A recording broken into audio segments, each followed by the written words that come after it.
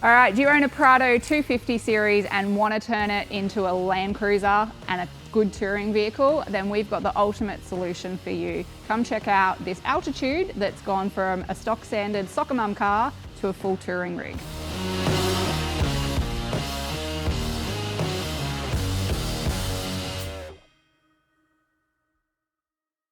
So to turn this 250 into a Land Cruiser touring vehicle, we've done a full set of drawers, we've done a fridge, we've done a full dual battery system, inverter, 200 amp battery, we've done a ARB dual pumper compressor, we've got a full GME communications. What have I forgotten, Bryony? Towing setup, so down the bottom, TowPro, endo, bracket. I think it's ready for suspension, but that's not yet. So what I think takes it from a soccer mum car, which is the 7-seater. Does the Altitude come with 5 or 7-seater? 5-seater, okay, so it wasn't a soccer mum car. But takes it from the soccer mum car of 7 seats into a touring setup is a set of drawers, ta-da! We do a lot of RV drawer systems drawers in the rear of cars.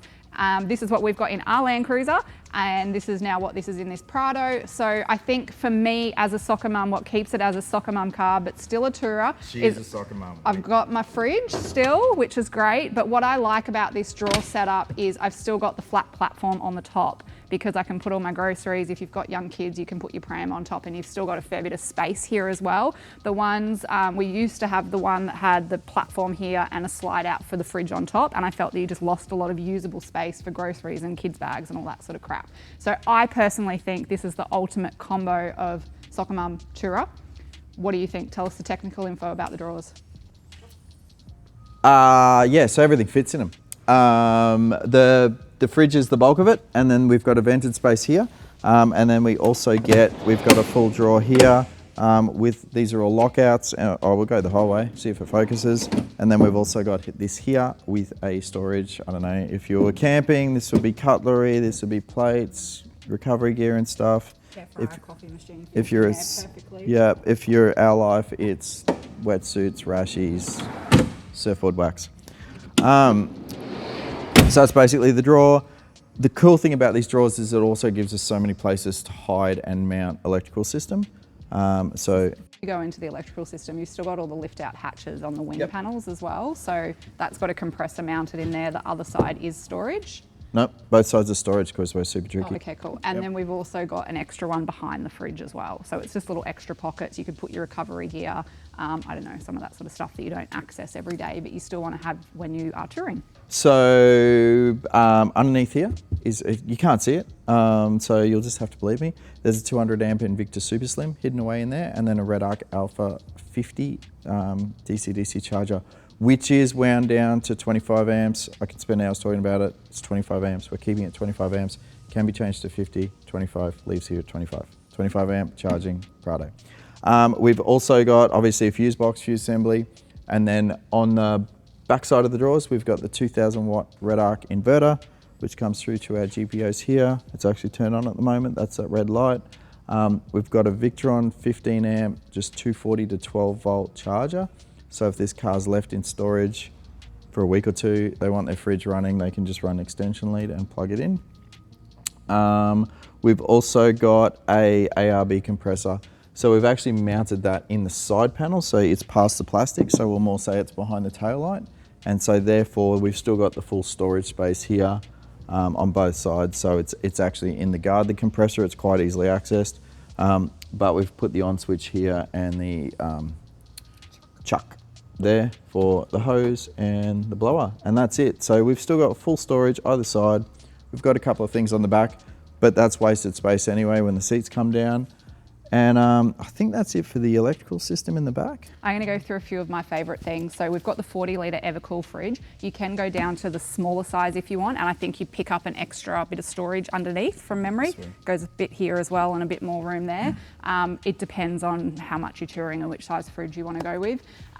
This little table here we can pull it out and we can access our inverter. And if you're up the beach or out camping, you've got access to your GPO here. You're making lunches, making your coffee machines. It's all just sort of really easy to access. Fits in your bigger drawer, maybe not this one, but other stuff fits in there. So I sort of feel like it gives you a really nice, easy to access, easy to use space. And my other favorite thing is we always add the black pack. I think it just looks better than having the silver on there. RV drawers, I mean, there's other drawer people on the market, but like you look at this sort of finishing across here where they've got the carpet, it just hides everything, and I think it looks really like a factory look basically on there. That'd be my top favorite things. And we've also got, our switch panel over the back here, which is like our cup holder insert. So you've got USB-C, cigarette socket or 12-volt socket, Anderson out to run something, and also solar in. So if you've got a solar panel, you can plug it into there as well. These little hatches open, so you don't have to leave doors or anything open at the same time. And just quickly, that's why it's quite blank here. You'll see, a lot of our other fit outs, we've got heaps of stuff going on here. Because the cup holder is so accessible and on the same level as the platform, we just went on the top there. Yeah. And then probably the thing I did leave out is, yes, there is no monitoring. And that's because it is a Invicta Super Slim, so it's full app. So, and then also the REDARC Alpha is app controlled as well, which can also jumpstart the front of the vehicle. So I think go into the features of the REDARC Alpha. Why we've gone the REDARC Alpha when you could have gone a Core or a Classic is it will restart your start battery if it's flat. So it basically recharges the battery, takes about 15 minutes via the app. You can go in, push a button, recharge it if you, for whatever reason, are flat. And then if you do have a fixed solar panel on the roof, which this build doesn't, but it allows for green, what do they call it?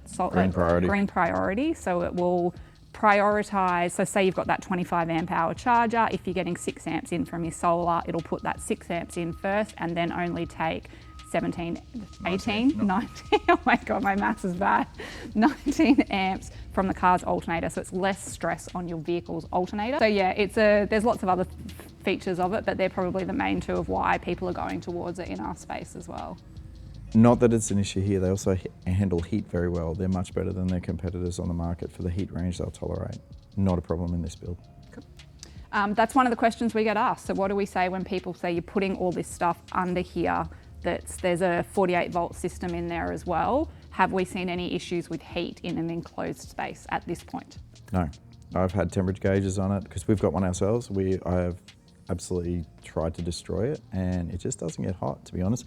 Also, everything we've done here, there's one thing that's crazy from the factory, just if I can digress as I do, on a factory 7-seater, there's a big carpeted thing that goes over the top that completely blocks all the airflow.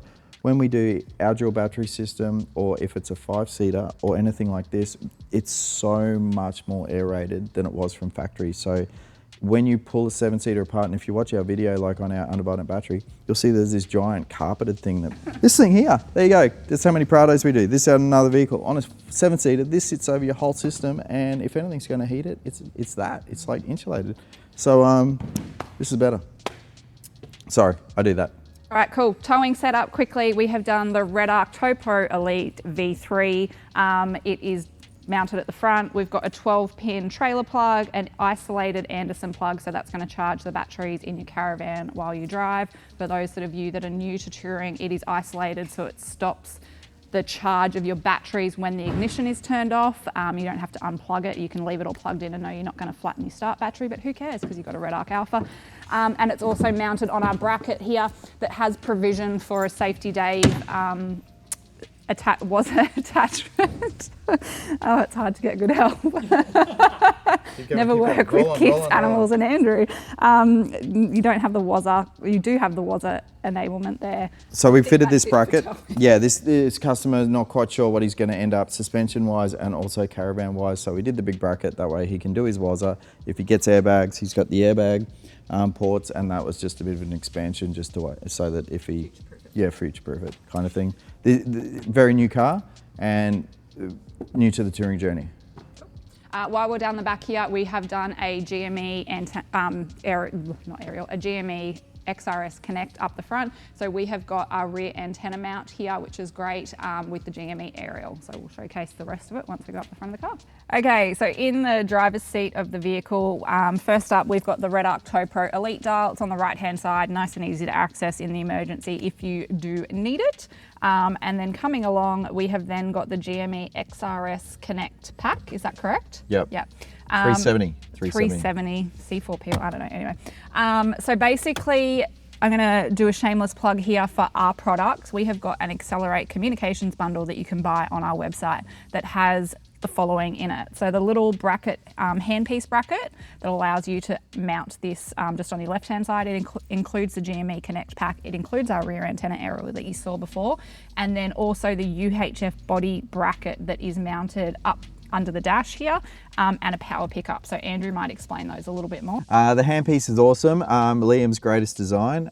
It is full, no drill, no nothing. It just clips into the actual body panels itself.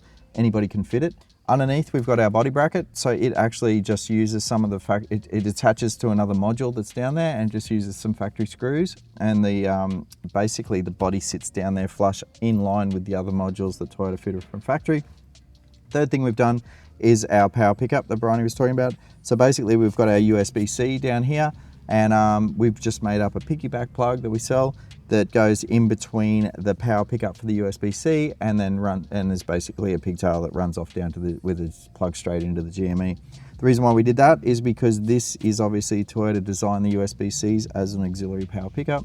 So if anything went wrong in UHF, whatever, it means that it's just going to blow a non-essential fuse. So rather than picking up an ignition feed from something important randomly in the car, it's just an accessory. It's fused to be just an accessory, so it's a very safe way of picking up the power for your auxiliary doodads. Cool. Sweet, so shameless plug again, as I said, all of that is available on our website to buy as a complete package. It is the communication package, we'll put a link up above, so you can install your GME if you need to yourself, or we can do it for you.